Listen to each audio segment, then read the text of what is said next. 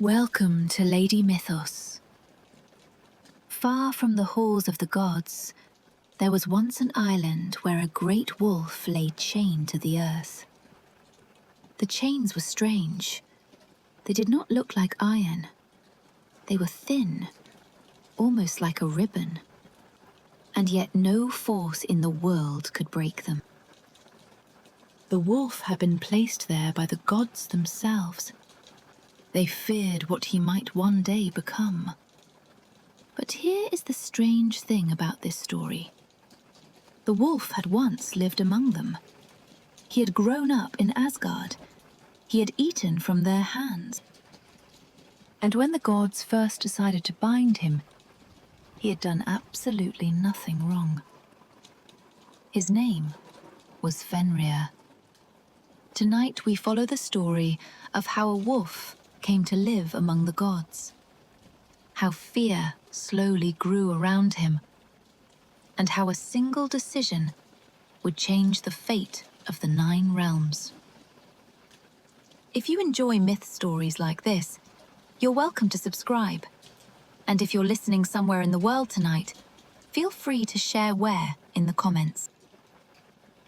Now, our story begins long before the chains, before the fear, before the gods ever realized what they had invited into their world. Chapter 1. Loki's Forbidden Children. Fenrir, Jörmungandr, and Hel.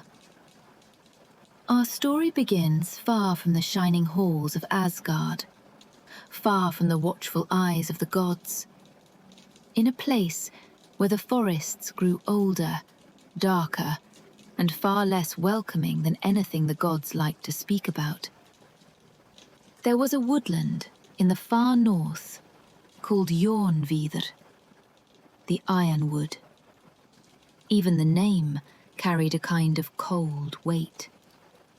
The trees there grew tall and twisted, their bark blackened by age and wind. Their branches tangled together so thickly that sunlight rarely reached the forest floor. Moss covered the stones, deep and soft, and pools of still water gathered between the roots of ancient trees. It was a place of long shadows and quiet movements, a place where the wind carried strange sounds through the branches. And in that forest lived a giantess named Angrboda. Her name meant something close to the bringer of sorrow. The old stories rarely describe her in detail, but they speak of her as a being of deep and ancient power, one who belonged not to the ordered halls of the gods, but to the wild and unpredictable world beyond them. She was a creature of the old forces, the same forces that had existed long before the gods raised their golden halls in Asgard. And it was here, in that dark forest, that Loki came. Loki was a complicated figure among the gods. He lived in Asgard. He walked among them, shared their feasts, spoke beside them in council. Yet he had never been entirely one of them. Loki himself was born of the giants, the ancient enemies of the gods, and there was always something restless in him, something unpredictable. Sometimes he helped the gods with his cleverness. Sometimes he caused the very problems he later helped them solve. But Loki was drawn to strange places, and few places were stranger than Ironwood. And in Ironwood, Loki and Angrboda came together. The old myths do not dwell long on their meeting. Like many ancient stories, they simply tell us what matters most. From their union came 3 children, and each of them would one day become a figure feared across the 9 realms. The first child was a wolf, The second was a serpent. The third was a girl. When we look back at this story now, knowing how it ends, it is tempting to imagine that the world must have trembled when those children were born. But the old myths are rarely so dramatic in their beginnings. A child is born, then another, then another. Only later do people begin to say that doom must already have been standing quietly in the room. The wolf was named Fenrir. At the beginning, he was simply a wolf cub, no larger than any other young creature. He had not yet grown into the vast and terrifying figure the stories would later remember. He was simply the firstborn of Loki and Angrboda. The second child was a serpent named Jörmungandr, a strange and silent creature who, in time, would grow to a size so immense that he would circle the entire world beneath the sea. In later years, he would become known as the Midgard serpent, the great snake that lay hidden in the oceans surrounding the human world.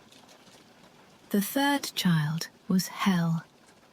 Even as a child, she was said to be quiet and watchful.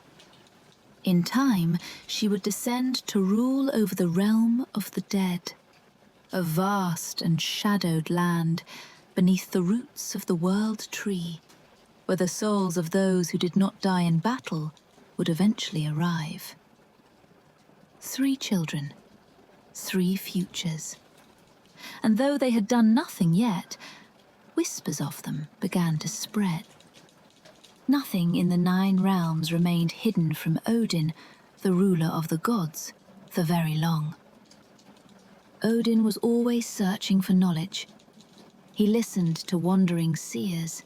He spoke with spirits and sought wisdom in places other gods would rather avoid.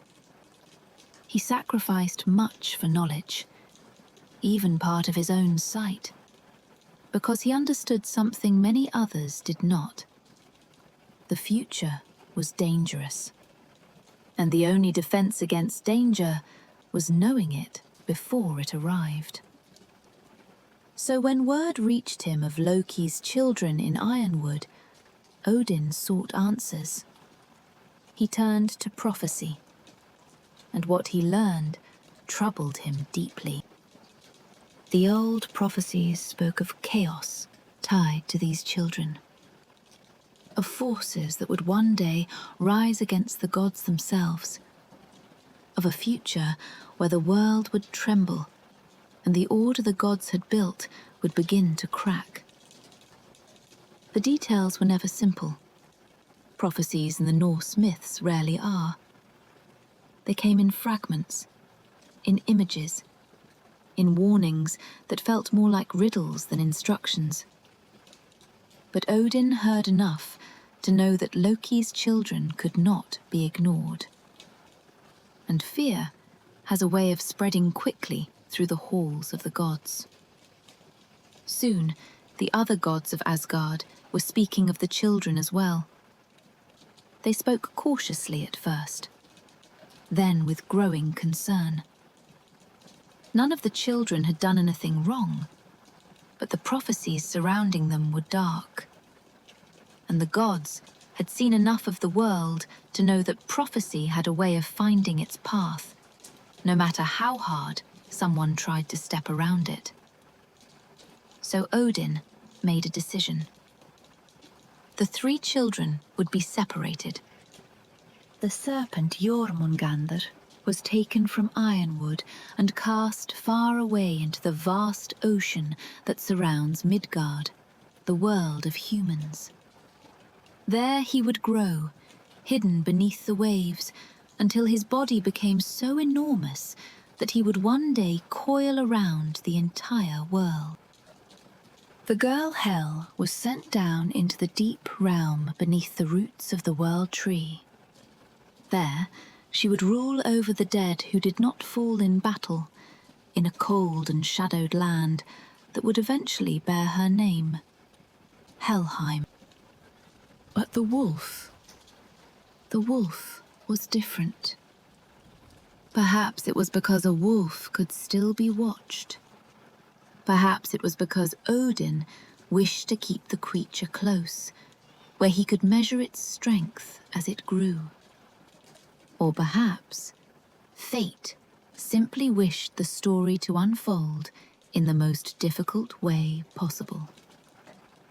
Instead of casting the wolf away, Odin ordered that the young Fenrir be brought to Asgard itself.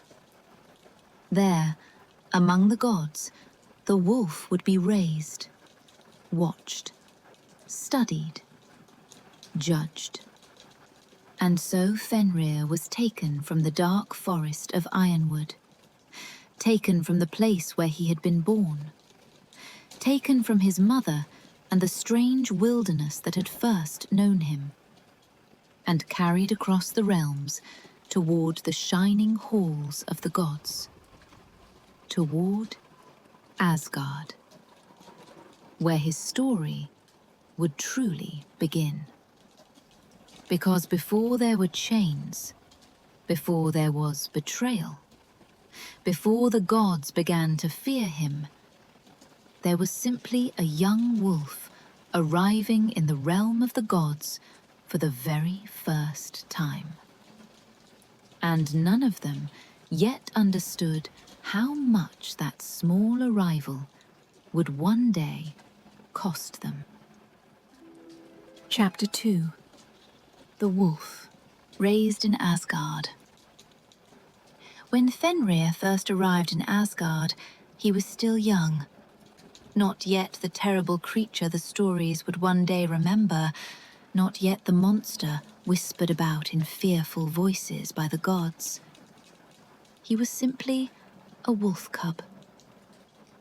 The gods had brought him from the deep forest of Jörmungandr, the Ironwood, and placed him in the shining realm where they themselves lived, a world of towering halls, bright fires, and golden roofs that gleamed beneath the sky.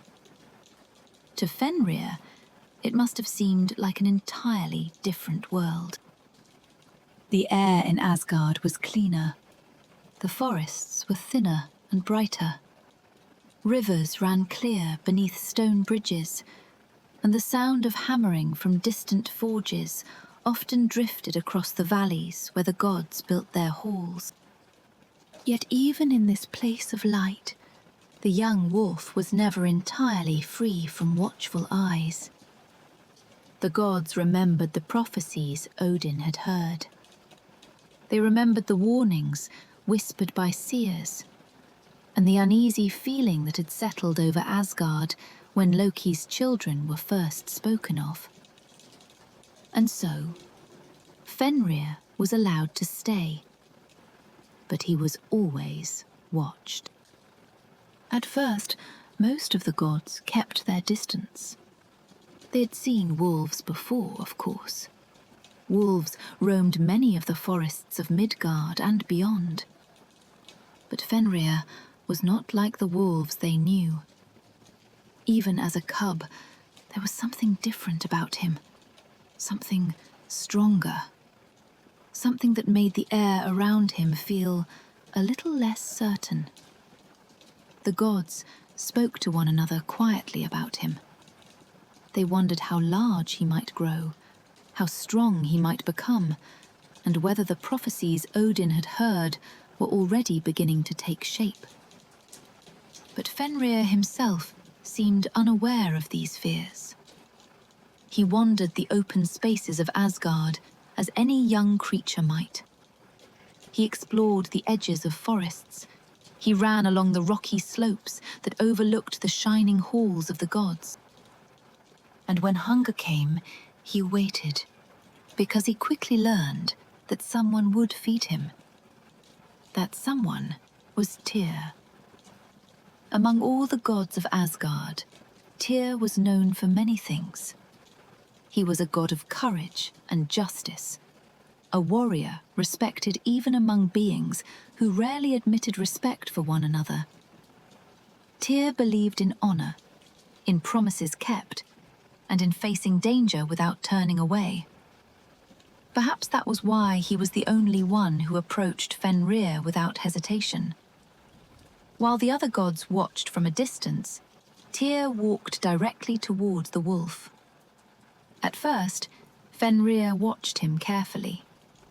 Wolves are cautious creatures, and Fenrir had not forgotten that he had been taken from the forest where he was born. But Tyr showed no fear. He brought food, set it down before the young wolf, and remained there calmly while Fenrir ate. Day after day, Tyr returned. He fed Fenrir when the wolf was hungry. He stood near him while the creature grew stronger.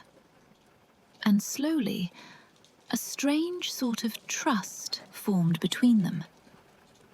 The other gods noticed this. Some of them admired Tyr's courage, others thought him reckless. But none of them were willing to do what he did. For Fenrir was growing.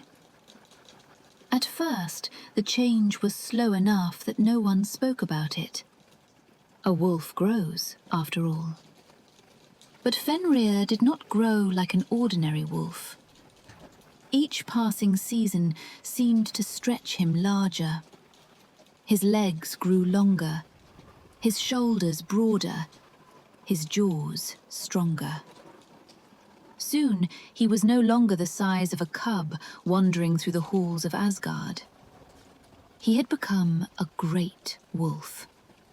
Large enough that even the bravest warriors paused when he passed. Still, Fenrir did nothing wrong. He did not attack the gods. He did not threaten their halls. He simply lived among them. But fear does not always wait for a crime to appear. Sometimes fear grows quietly, feeding on possibility. The gods began to whisper again. They spoke of how powerful Fenrir had become. They spoke of the prophecies Odin had heard long ago. And most of all, they spoke of how quickly the wolf continued to grow. It was not only his size that troubled them. Fenrir was strong. Even as a young creature, his strength was becoming impossible to ignore. When he ran across the open ground of Asgard, the earth trembled beneath his paws. When he leapt across streams and rocky slopes, the distance he covered seemed greater each time. And when he opened his jaws, the size of his teeth made more than one god step quietly back. Still, Fenrir showed no sign of hostility. If anything, he seemed almost peaceful. He followed Tyr when the god approached. He accepted the food that was brought to him, and sometimes he lay in the open fields outside the great halls of Asgard, watching the sky as clouds drifted slowly across it. Yet the gods could not forget what they had heard. Prophecy has a way of lingering in the mind. The thought of Fenrir growing stronger year after year began to weigh heavily on them. One evening, when the fires burned low in the great hall of Asgard, the gods gathered together to speak about the wolf. Odin sat at the head of the hall, his single eye thoughtful and distant. Thor stood nearby, his broad shoulders shadowed by the firelight. Others gathered around them, warriors, rulers, and beings who had faced many dangers across the 9 realms. But this danger was different, because it had not yet arrived. It was only a possibility. And sometimes, those are the most frightening dangers of all. The gods spoke long into the night. Some argued that Fenrir should be sent away, just as his siblings had been. Others warned that if the prophecies were true, sending him away might only make the future harder to control. Odin listened to all of them, and slowly, a new idea began to form. If Fenrir could not be sent away, then perhaps he could be tested, measured, proven. Perhaps the wolf's strength could be challenged in a way that would reveal whether the prophecies truly held weight. The idea seemed simple enough. A test of strength.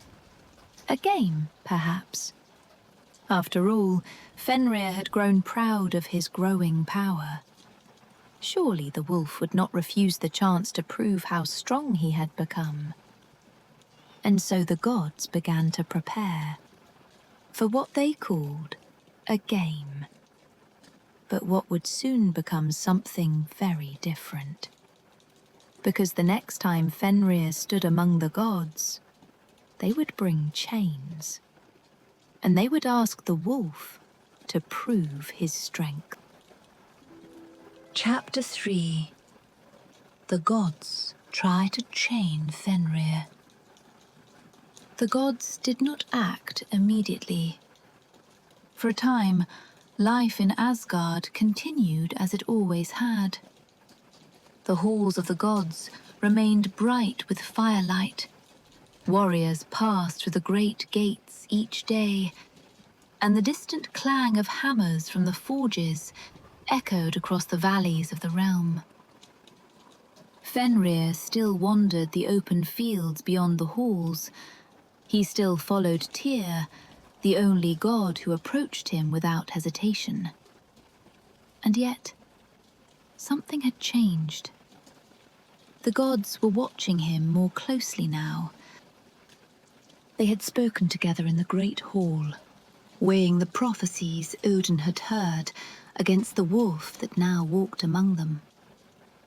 Fenrir had grown stronger than any ordinary creature, and still he continued to grow. Perhaps the prophecies were wrong, but perhaps they were not. And the gods had decided they would test the truth of them. One morning, beneath a sky that stretched wide and pale above the plains of Asgard, several of the gods approached Fenrir. They did not come with weapons. Instead, they carried a heavy iron chain.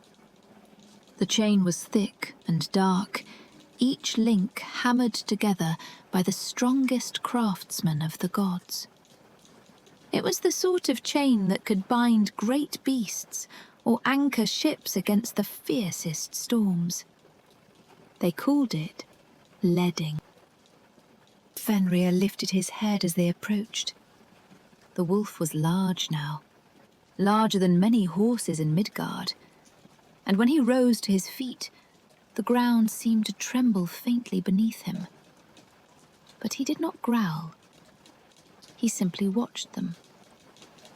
One of the gods stepped forward and spoke in a voice meant to sound casual. They told Fenrir they had come with a challenge. The gods had heard many tales of the wolf's strength. They had seen him run across the fields and leap across the rivers of Asgard with ease. But words were one thing, proof was another. Would Fenrir allow them to bind him with this chain, just for a moment, so that he could show them how easily he could break it? For a moment, Fenrir studied them. Wolves are not foolish creatures, and Fenrir was no ordinary wolf. But the challenge appealed to something inside him. He had grown strong. He knew it. And the chance to prove that strength before the gods themselves was not something he wished to refuse. So Fenrir agreed. The gods stepped forward carefully and wrapped the heavy chain around the wolf's great body. They secured the links. They stepped back, and Fenrir braced his paws against the earth. For a moment, there was silence across the plain. Then the wolf pulled. The iron chain strained. The lynx groaned. And with a sudden crack that echoed across the fields of Asgard, the chain shattered. Broken links scattered across the ground like stones. Fenrir stood free. Some of the gods laughed, pretending the result had been expected, but others exchanged uneasy glances. Leading had not even slowed him. Still, they had prepared for this possibility. The next day, the gods returned. This time, they carried a second chain. It was larger than the first. The iron links were thicker, forged with even greater care by the craftsmen of Asgard. Each piece had been hammered and shaped so that it would hold far greater weight than the first. They called this chain Dromi. Once again they approached Fenrir with the same offer. Another test. Another chance to prove his strength. By now, the wolf understood what they were doing. The gods wished to measure him. Perhaps they feared him. But Fenrir did not refuse. If anything, the challenge only made him more eager. Once again, he allowed them to bind him. The thick iron chain wrapped around his body. The gods secured the final links and stepped back. The plain grew quiet again. Fenrir planted his paws into the earth, his muscles tightened. And then he pulled. This time, the chain held for a moment longer. The iron links strained. The sound of metal grinding against metal filled the air. But Fenrir's strength had already grown far beyond what the gods had hoped. With a violent snap, Dromi shattered, just as Lading had before. The broken chain fell away from the wolf. Fenrir stood free once more. For a moment, the great wolf looked almost pleased with himself. To him, this had been nothing more than a game, a test of strength that he had passed easily. But the gods did not laugh this time. They stood quietly among the broken chains, staring at the pieces scattered across the ground. If Fenrir could break Dromi, the strongest chain they had forged in Asgard, then what chain could possibly hold him? The answer was not one they could create themselves. And so the gods turned their thoughts to another realm. A realm deep beneath the earth, where craftsmen worked with skill far greater than any found in Asgard. They turned their thoughts toward the dwarves, because if anyone in the 9 realms could forge something strong enough to bind the growing wolf, it would be them. And so, Odin sent word to the dwarven smiths who lived in the deep caverns of Svartalfheim. The gods asked them to create something that had never existed before. A binding that no strength could break. A chain that even Fenrir could not escape. And far beneath the mountains, in halls lit by fire and echoing with the sound of hammer on anvil, the dwarves began their work. For the next chain would not be made of iron. It would be made of something far stranger, something that should not have existed at all. Chapter 4. Gleipnir, the impossible chain. The gods of Asgard had learned something unsettling. No iron chain they could forge would ever hold Fenrir. They had tried. First with Leding, then with Dromi. Both had shattered beneath the strength of the growing wolf. And Fenrir himself had begun to notice. What had once felt like a simple test of strength now seemed something else entirely. The wolf had started to understand that the gods were measuring him, perhaps even fearing him. But the gods were not yet ready to abandon their plan. If the craftsmen of Asgard could not create a chain strong enough to hold Fenrir, then they would seek help elsewhere. Far beneath the mountains of the 9 realms, in deep halls carved from stone and fire, lived the greatest smiths in all creation, the dwarves. Their realm was known as Svartalfheim, a place of endless caverns where rivers of molten metal glowed beneath the earth, and the sound of hammer striking anvil echoed day and night. The dwarves were masters of impossible craft. Many of the most powerful objects in the world had come from their forges. They had created Gungnir, the spear carried by Odin himself. They had forged Mjolnir, the mighty hammer wielded by Thor. They had shaped treasures and weapons that no other craftsman could even imagine. So Odin sent word to the dwarves. The message was simple. The gods required a binding that could never be broken. Something strong enough to hold a creature whose strength was already beyond anything the gods had known. Among the dwarves were master smiths known as the Sons of Ivaldi, craftsmen whose skill had long been respected even by the gods themselves. When they heard the request, they understood immediately that this would require more than iron, more than steel.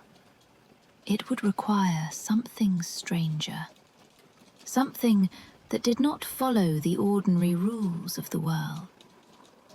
And so the dwarves began to craft a chain unlike any that had ever existed. They named it Gleipnir. But Gleipnir was not forged in the way most chains were forged. It was not hammered from metal. Instead, the dwarves gathered 6 things that should not have been possible to gather. 6 things that did not truly exist. The first was the sound of a cat's footsteps. Anyone who has ever watched a cat move knows how quietly they walk. Their paws make almost no sound at all. The dwarves captured that silence and shaped it into part of the chain. The second was the beard of a woman, a thing that does not grow. And yet the dwarves took that impossibility and wove it into their work. The third was the roots of a mountain. Mountains appear solid and unmoving, but deep beneath the earth, they are said to stretch downward like vast, unseen roots. The dwarves gathered those roots and added them to the chain. The fourth was the sinews of a bear, the strength that allows a great beast to move its massive limbs. The fifth was the breath of a fish, a thing that exists only beneath the water, unseen and impossible to hold. And the sixth was the spittle of a bird, a thing so small and fleeting that no one would normally think to capture it. 6 impossible ingredients, 6 fragments of things that should not have been possible to gather. But the dwarves were not ordinary craftsmen. They shaped these strange elements together with their ancient skill. And when their work was finished, the result did not look like a chain at all. Gleipnir was thin, soft, smooth to the touch. It looked more like a ribbon of pale silk than something meant to bind a creature as powerful as Fenrir. And yet, the dwarves assured the gods of something remarkable.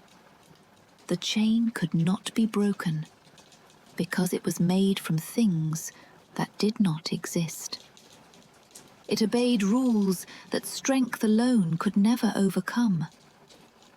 When the dwarves handed the strange ribbon to Odin's messengers, they also gave a curious explanation.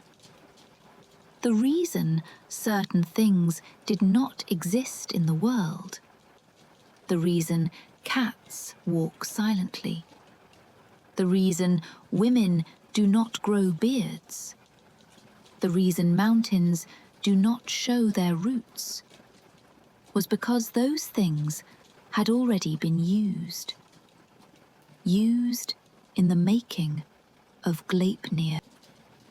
When the chain was finished, the gods took it and returned to Asgard. They looked at the ribbon-like binding with uncertainty. It did not appear strong, not look like something that could hold even an ordinary animal. Yet the dwarves had never failed them before. And so the gods prepared for one final attempt. They knew Fenrir would not easily agree to another test. The wolf had already grown suspicious. He had seen the chains they brought before. He had felt the careful way they watched him. This time, they would not bring him to the plains outside Asgard. Instead, they would lead him somewhere quieter, somewhere far from the great halls. An island called Lingvi, which lay in the middle of a dark lake known as Svartnir. There, surrounded by still water and empty shores, the gods would ask Fenrir one final time to prove his strength. And they would bring Gleipnir with them, the chain that looked like silk, the chain made from impossible things, the chain that, if the dwarves were right, would finally hold the wolf. But the chain the dwarves had forged would demand a price the gods had not expected. Chapter 5. Tyr's Sacrifice. The hand Fenrir took. The gods did not bring Fenrir the strange ribbon immediately. They knew the wolf had grown wary. Twice before they had approached him with chains, asking him to prove his strength. Twice he had broken those chains with ease. Fenrir was not foolish. He had begun to notice the careful glances the gods exchanged when they watched him. He had begun to understand that their tests were not simply games. And so the gods decided they would not attempt the binding in the open fields of Asgard again. Instead, they chose a place far from the halls of the gods. A lonely place. An island called Lingvi, which lay in the middle of a dark lake known as Svartnir. The waters of Svartnir were deep and still, and few creatures came near its shores. The island itself was little more than a stretch of rock and earth rising from the center of the lake, surrounded by quiet water and distant mountains. It was the perfect place. There, the gods could speak with the wolf without interruption. And there, if their plan succeeded, Fenrir would remain. One day the gods approached Fenrir once again. They spoke to him in friendly tones, just as they had before. They told him they had traveled far and had found something remarkable. A new binding, unlike the chains they had used before. They told him it was light and delicate, but stronger than anything they had ever seen. Surely a creature as strong as Fenrir would enjoy testing such a thing. The wolf listened carefully. By now, Fenrir had grown enormous. His shoulders rose high above the heads of the gods, and when he moved across the ground, his weight pressed deep marks into the earth. His jaws were large enough to frighten even the bravest warriors of Asgard. Yet Fenrir did not roar. He did not attack. Instead, he studied the ribbon the gods held in their hands. Gleipnir looked harmless. It lay coiled loosely in the hands of the gods, thin and pale, almost delicate. No creature of Fenrir's size should have had difficulty breaking something that looked so fragile. And that was precisely what troubled him. Fenrir lowered his great head and spoke. In the old stories, creatures like Fenrir can speak with the gods as easily as any warrior or king. The wolf said that the ribbon looked too small, too weak, and that if he allowed himself to be bound by it, the gods might refuse to release him afterward. The gods quickly protested. They promised him that if he could not break the ribbon, they would free him themselves. But Fenrir had grown wiser. He did not trust them. And so the wolf made a demand. If the gods truly meant this as a test of strength, then one of them must place their hand inside his mouth while the ribbon was fastened. It would be a sign of good faith, a promise that the gods would not betray him. At these words, the gods fell silent. They looked at one another. No one stepped forward. Even the bravest among them hesitated. For by now, Fenrir's jaws had grown large enough to swallow a man whole, and the thought of placing a hand inside that mouth was enough to chill even the boldest heart. For a long moment, no one moved. Then Tyr stepped forward. Tyr had been the only god who had approached Fenrir from the beginning. He had fed the wolf when the others stayed back. He had stood near him without fear. And now, when the moment of decision arrived, it was Tyr who answered. Without speaking a word, Tyr walked toward Fenrir. The wolf watched him carefully. Slowly, Tyr placed his right hand between Fenrir's great jaws. Only then did the wolf allow the gods to bind him. They wrapped Gleipnir around his legs and body. The ribbon tightened gently, almost softly, against his fur. At first, Fenrir did not struggle. He waited until the gods stepped back. Then, the wolf pulled. He braced his paws against the earth of the island. His muscles tightened. He strained against the ribbon. But Gleipnir did not break. Instead, the ribbon tightened further. The more Fenrir struggled, the stronger the binding became. For the first time since he had arrived in Asgard, the wolf could not break free. And in that moment, Fenrir understood. The gods had tricked him. A deep anger rose inside him. The wolf opened his jaws, and he bit down. Tyr did not pull his hand away in time. Fenrir's teeth closed around it with terrible force. When the wolf released him, Tyr's right hand was gone. The other gods stepped back quickly, some in relief, some in shame. But none of them dared approach the wolf again. Fenrir struggled against the ribbon once more, but the binding only grew tighter. The impossible chain held him fast. The gods had succeeded.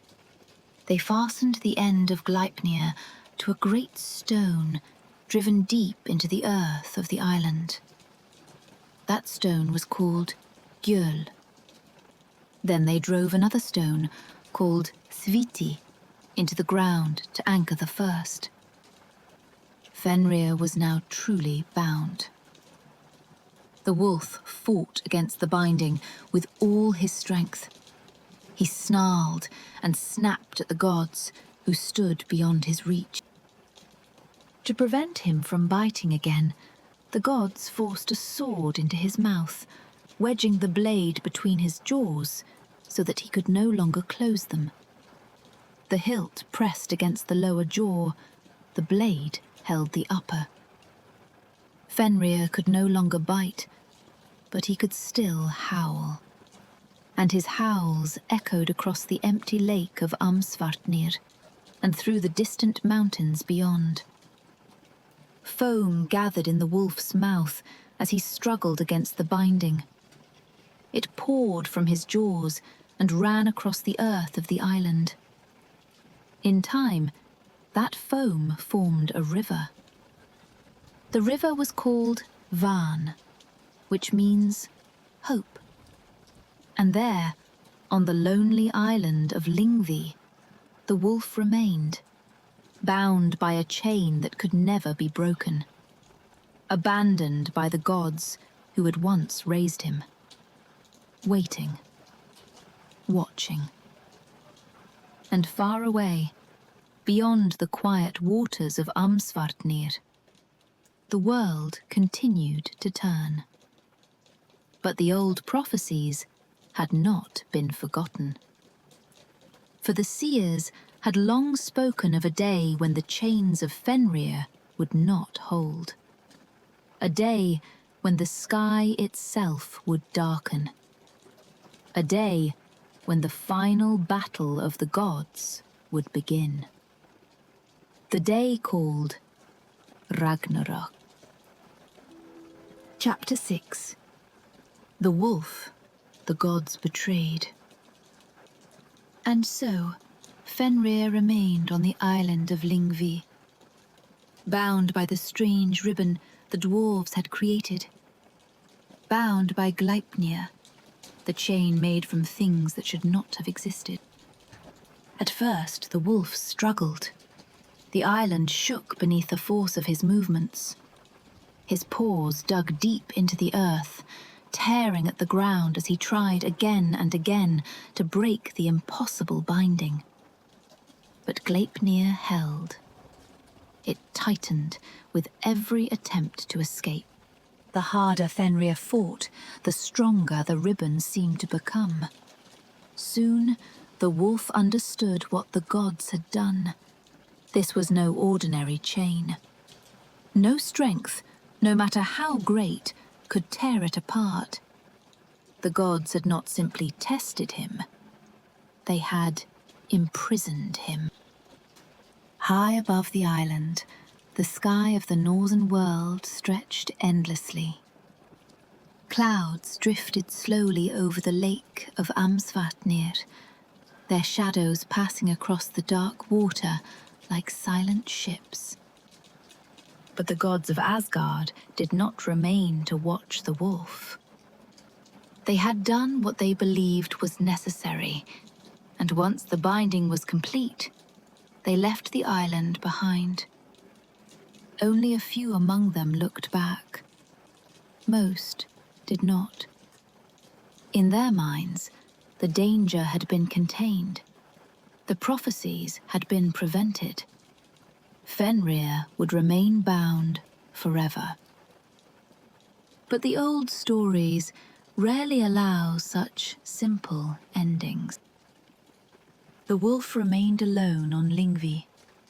The sword forced into his jaws held his mouth open, preventing him from biting at the chains that held him.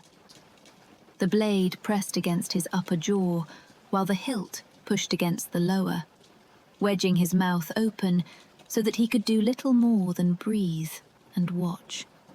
Foam gathered constantly in his mouth as he strained against the binding. It spilled from between his teeth and ran down onto the rocks of the island.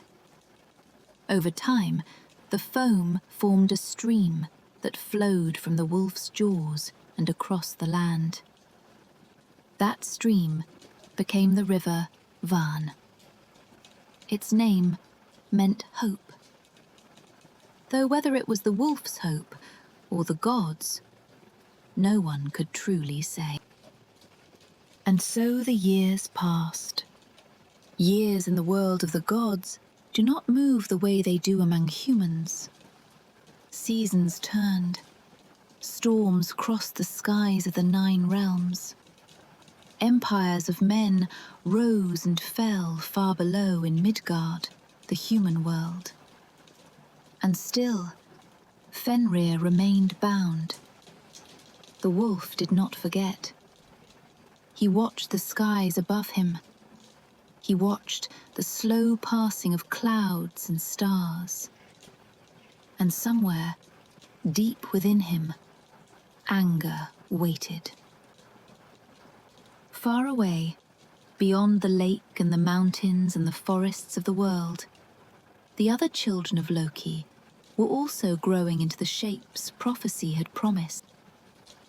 Deep beneath the oceans that surround Midgard, the great serpent Jörmungandr continued to grow.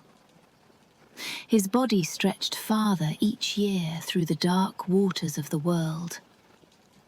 In time, he would become so vast that he would encircle the entire earth, his enormous coils lying beneath the sea like a living boundary around the world of humans. And beneath the roots of the great world tree Yggdrasil, the silent realm of the dead had begun to take shape. There Hel, the daughter of Loki and Angrboda, ruled over the land that bore her name, Helheim, where the souls of those who did not die in battle came at the end of their lives. The 3 children of Loki had been scattered across the 9 realms, but the prophecies that surrounded them had not disappeared. They waited, like distant thunder beyond the horizon. Even the gods of Asgard could not entirely escape the feeling that something had only been delayed. Odin himself understood this better than most. The All-Father had spent his life searching for knowledge. He had hung for 9 nights upon the great tree Yggdrasil to learn the secrets of the runes. He had given one of his eyes in exchange for wisdom from Mimir's well. He knew that fate could not always be avoided. Sometimes it could only be postponed.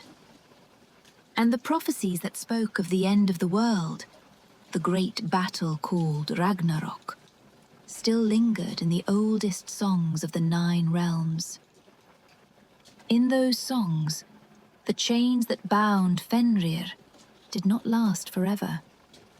In those songs, the wolf would one day rise again. But for now, the island remained quiet. The waters of Amsvartnir were still.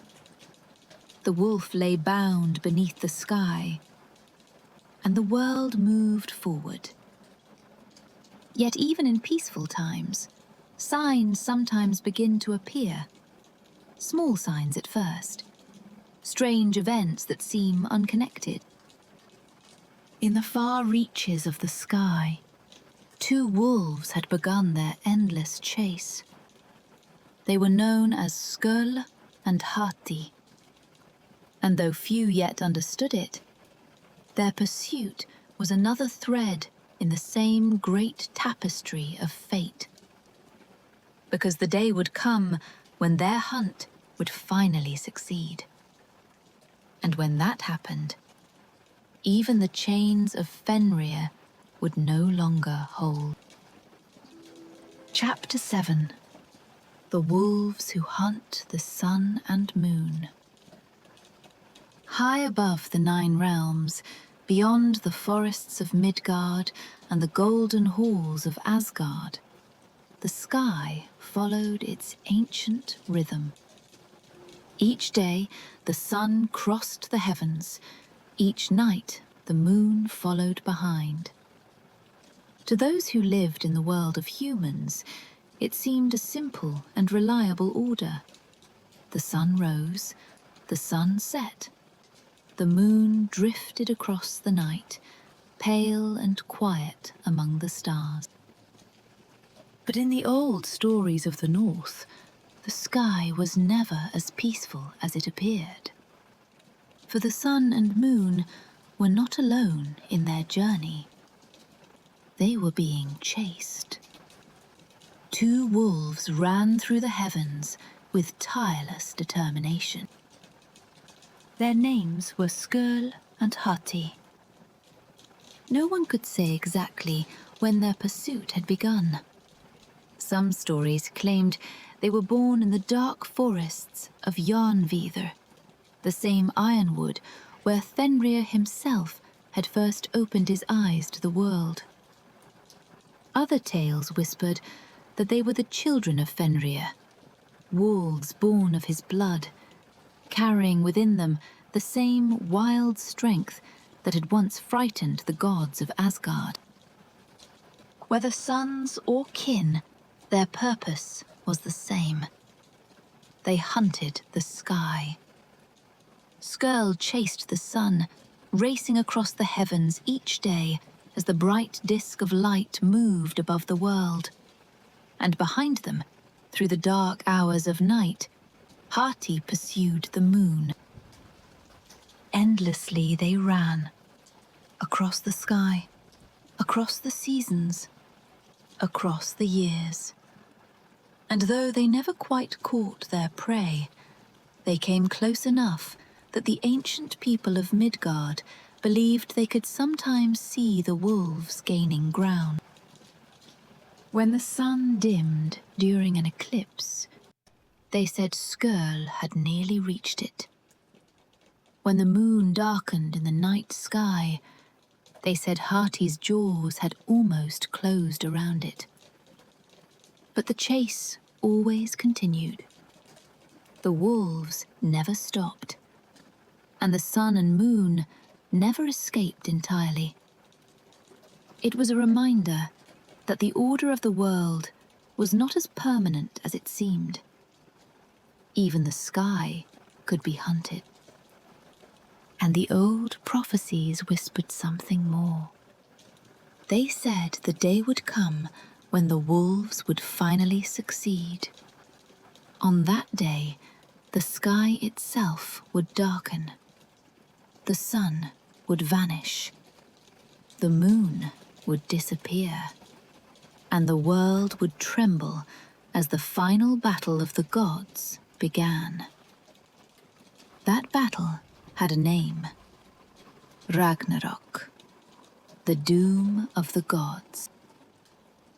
It was said that on that day, the world would shake with earthquakes, mountains would split apart, the seas would rise over the land, and long-held chains would break.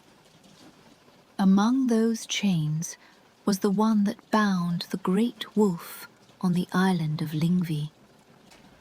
For while the sky wolves hunted their prey, and the world turned through its quiet seasons, Fenrir remained where the gods had left him, bound by Gleipnir. The sword still forced between his jaws, the river Van still flowing from the foam of his breath. The wolf watched the sky. He watched the passing of days and nights, and somewhere deep within him, the memory of betrayal remained. Fenrir did not forget the moment the gods had tricked him. He did not forget the hand of Tyr placed between his jaws. He did not forget the laughter of the gods when the ribbon tightened and refused to break. Years passed, then centuries, and the wolf remained. But the old prophecies had never claimed the chains would last forever. They had only said that Fenrir would be bound until the final days of the world. And as the ages continued to turn, the signs of those final days slowly began to gather. At first they appeared quietly, almost gently. Winters grew longer. Storms crossed the skies more often. The balance of the world, the fragile order the gods had built, began to show small cracks. Few noticed at first, but Odin did. The All-Father had always watched for such signs. He had searched for knowledge all his life, not only to understand the world, but to prepare for the day the old prophecies might finally come true. And now, in the deep silence of his halls in Asgard, Odin began to feel the approach of something inevitable. The world was moving closer to its final chapter, the day when the sky wolves would catch their prey, the day when the seas would rise and the mountains would fall, the day when the chains of Fenrir would break. And when that day came, the wolf the gods had feared for so long would finally be free. Chapter 8. Fimbulwinter, the beginning of Ragnarök. The end of the world, according to the old Norse stories, did not begin with fire. It began with winter. A winter unlike any that had come before. For many generations, the world had continued its quiet rhythm. The sun rose, the moon followed. The seas remained within their shores, and the halls of the gods still stood bright above the world. But slowly, the balance began to change. The first sign was the coming of a terrible winter. The Norse called it Fimbulwinter, the Great Winter. It was not a single cold season. It was 3 winters that followed one another without relief. Snow fell across the lands of Midgard until the forests grew silent beneath its weight. Rivers froze so thickly that even the strongest currents could no longer break through the ice. The winds howled across the mountains, carrying storms that darkened the sky for days at a time.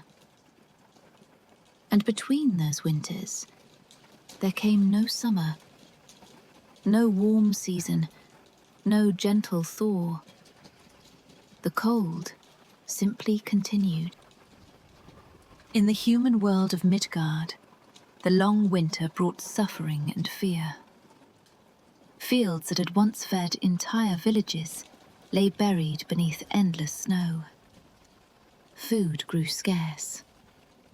People who had once lived in peace began to fight for survival. Families turned against one another. Neighbors who had once shared food and fire now fought over the last supplies that remained. The old stories say that during those years, brother fought brother. Kin turned against kin. The fragile peace that had held the human world together began to break apart. Yet the cold was only the beginning. Far above the world, the wolves that hunted the sky were still running. Skirl continued his endless chase of the sun, and Hati pursued the moon across the night. For ages, they had followed their prey without success. But now, the distance between hunter and hunted was beginning to close. One day, beneath a sky already dim with winter storms, the moment finally came. Skirl caught the sun. The great wolf leapt forward, and the bright disk of light that had warmed the world since the beginning of time disappeared between his jaws. The sky darkened. The warmth that had sustained the world vanished. Soon after, Hati caught the moon. The pale light that had once guided travelers through the night was swallowed in darkness. With the sun and moon gone, the sky itself seemed to collapse into shadow. Stars vanished one by one. The heavens grew silent. And across the 9 realms, the world began to shake. Earthquakes split the ground open. Mountains cracked and crumbled. The great world tree, Yggdrasil, trembled beneath the strain of forces that had been waiting for centuries. Creatures long hidden began to stir. Deep beneath the earth, chains snapped. Across the seas, the waters rose higher and higher as storms churned the oceans into towering waves. Even the gates of the underworld began to open. For the time spoken of in prophecy had finally arrived. The time when all the great enemies of the gods would rise together. And far away in the dark waters of the ocean that encircled Midgard, the great serpent Jörmungandr began to move. For countless years, the serpent had lain beneath the sea, his enormous body coiled around the world itself. Now he stirred. His coils shifted. The waters above him roared and churned as the massive creature began to rise toward the surface. The seas grew violent as Jörmungandr lifted his vast body from the depths, and across the world, storms gathered. But the serpent was not the only creature awakening. Far to the north, beyond the forests and mountains of Midgard, beyond the quiet lake of Amsvarnir, another ancient force had begun to feel the trembling of the world. On the island of Lingers, the great wolf lifted his head. For centuries, Fenrir had remained bound. The impossible chain, Gleipnir, had held him fast through the passing of ages. But now, the earth beneath him was shaking. The sky above him had gone dark. The winds carried the distant roar of a world collapsing into chaos. And deep within the ancient binding that held him, something had begun to weaken. The final day had arrived. The day the gods had feared since the moment Fenrir first opened his eyes in the dark forests of Ironwood. The day when the chains of the wolf would no longer hold. And when that moment came, the creature the gods had once raised among them would rise again, free at last. Chapter 9. Odin versus Fenrir. Fenrir finally breaks free. The world was already breaking. Mountains trembled. The seas rose in violent waves as the great serpent, Jörmungandr, stirred beneath the oceans. The sun had vanished. The moon had been swallowed. Across the 9 realms, Darkness spread like a shadow over everything that had once seemed certain. And on the island of Lyngvi, the wolf felt it all. For centuries, Fenrir had remained bound. The ribbon-like chain Gleipnir had held him fast, while the world passed through countless seasons.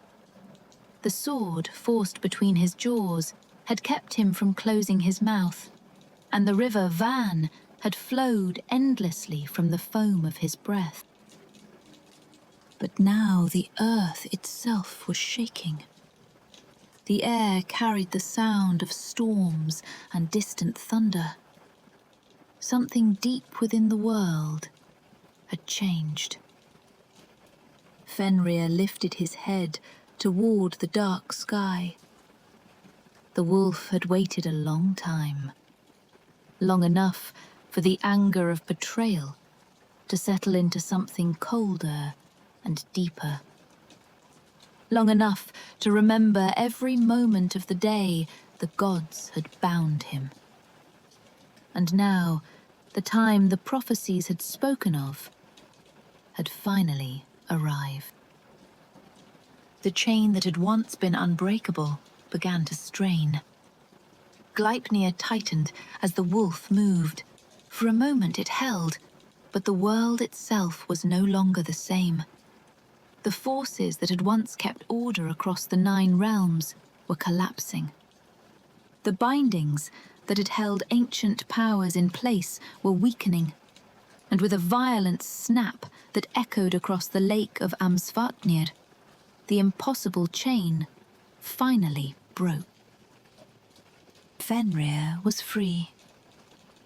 The wolf rose from the island where he had been imprisoned for ages. The ground cracked beneath his weight as he moved.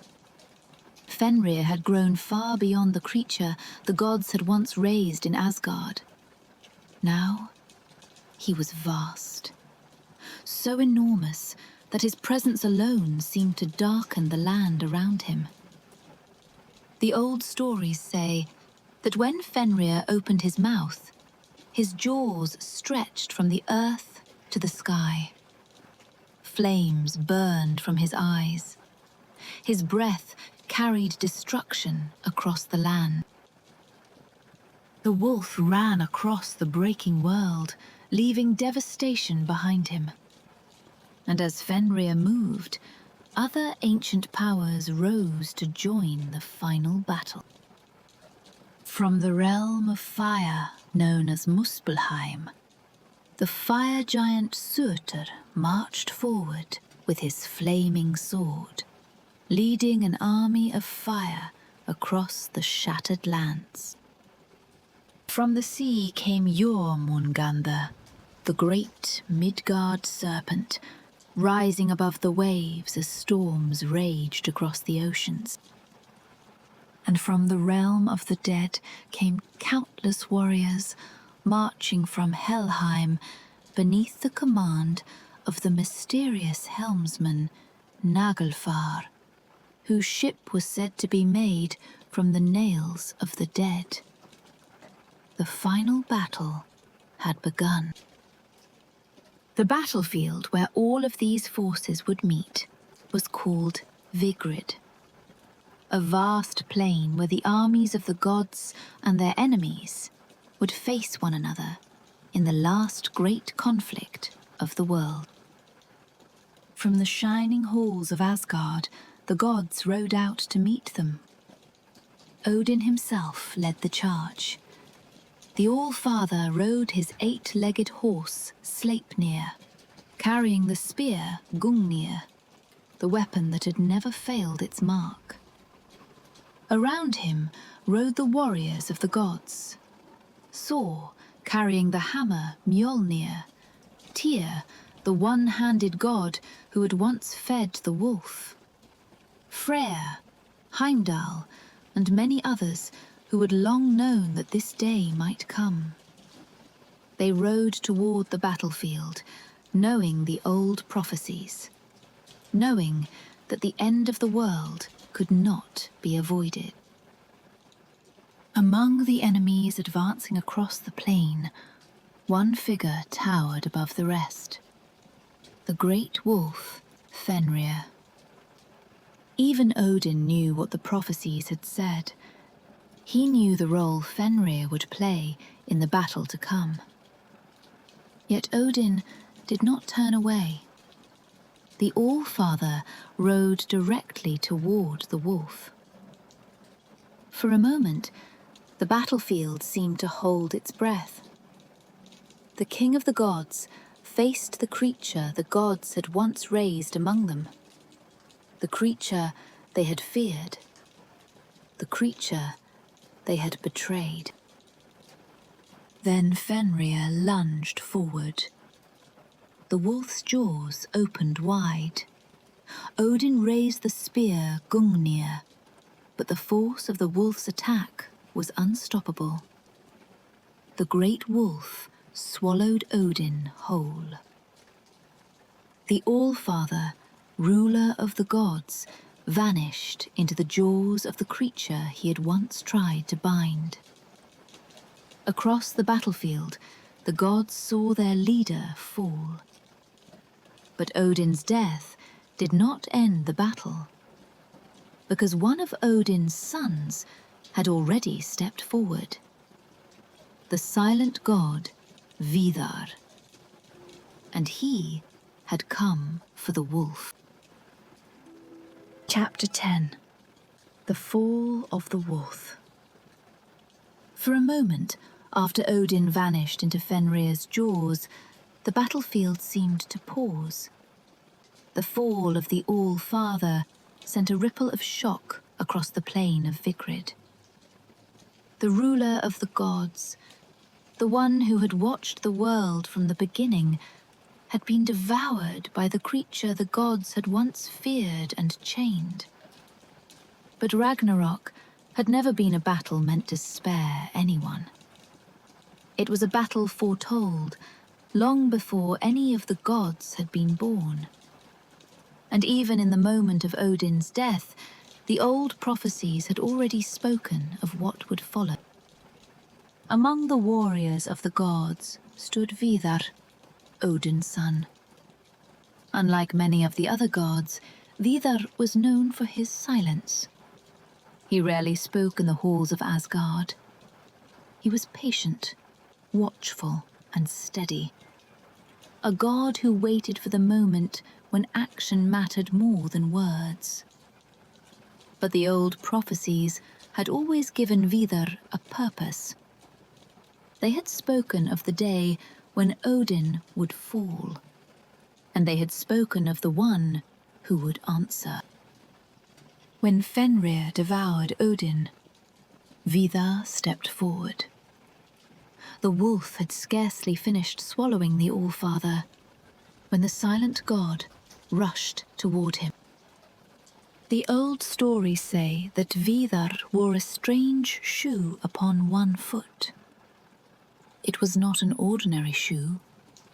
For countless years, pieces of leather from the shoes of men had been saved and set aside by the gods.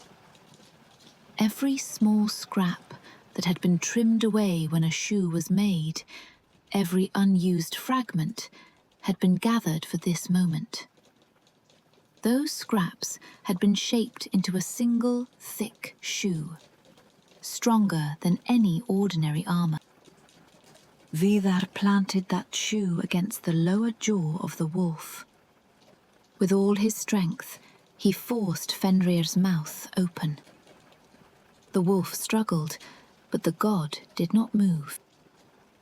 Then Vidar seized Fenrir's upper jaw with his hands, and with a terrible force that echoed across the battlefield, he tore the wolf's mouth apart. The great wolf Fenrir fell. The creature the gods had once feared since the days of Ironwood, the creature who had devoured Odin himself, was finally slain.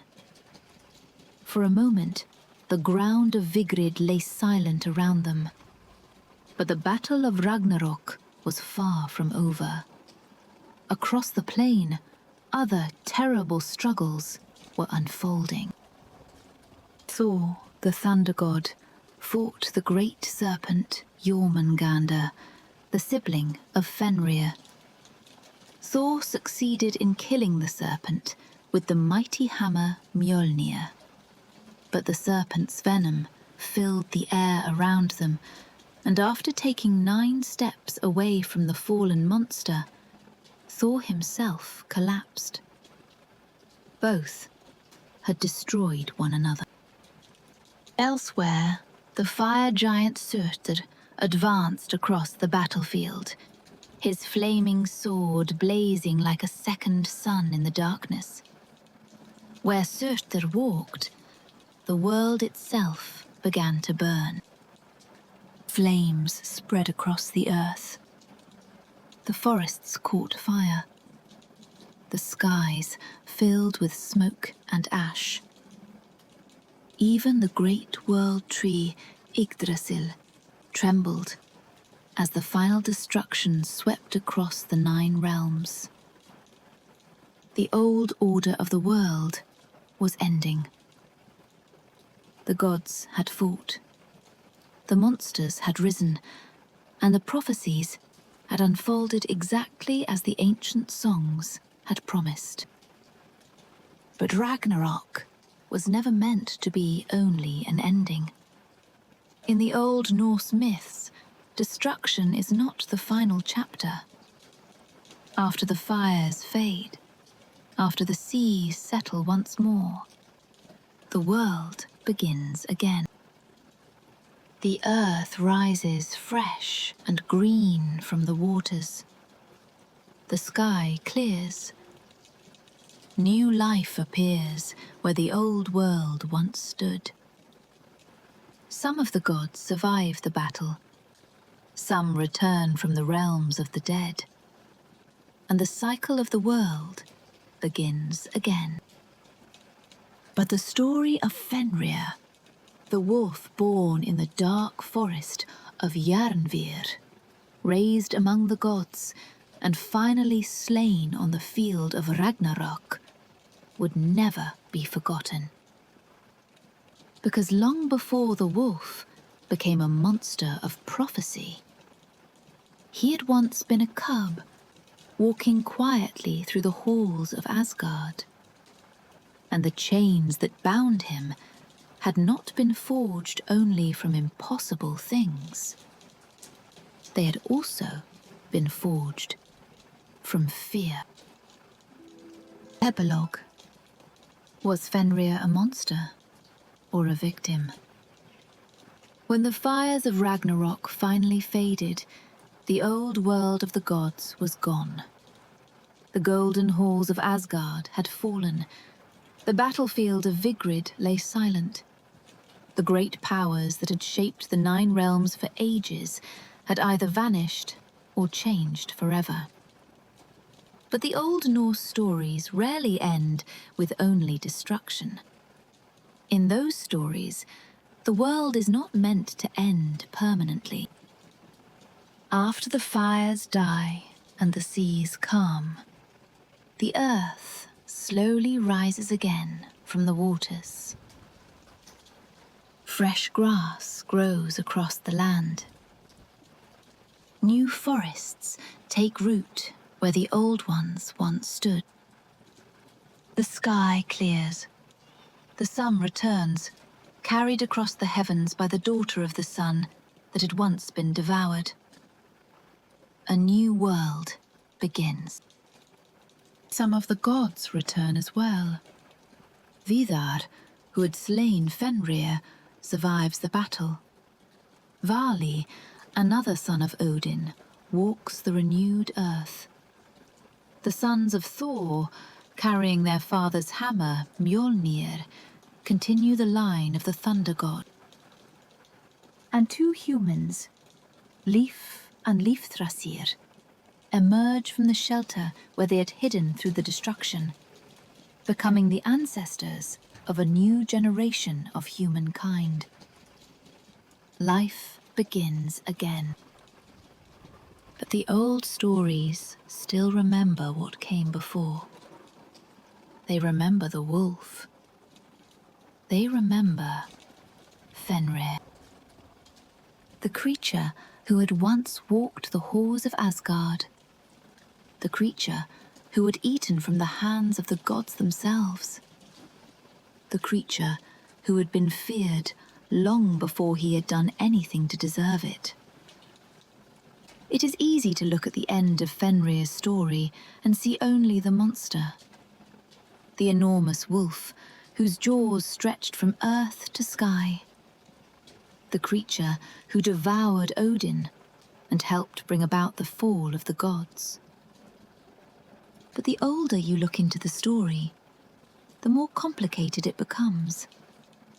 Because Fenrir was not born as a destroyer. He was a cub in the forests of Jörmungandr. He was raised among the gods. He trusted them, and the moment that shaped his fate did not begin with a battle. It began with a chain.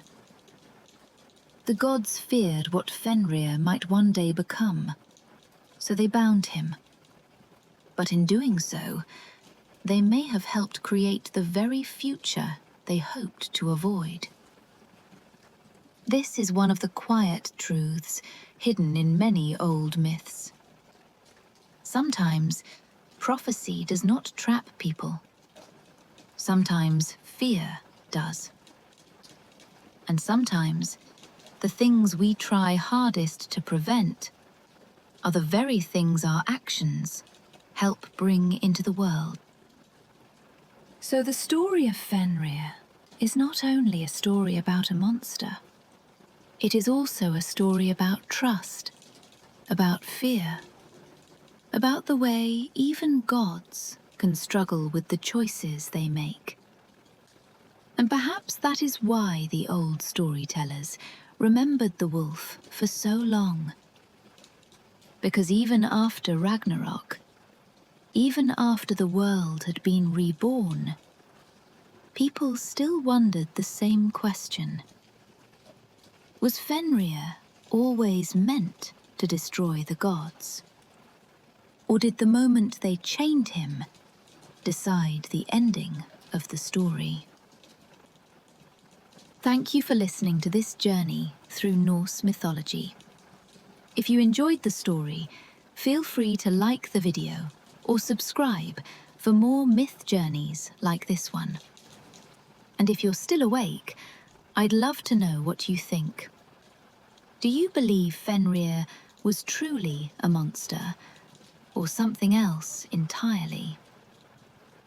Until next time, yours, Lady Mythos.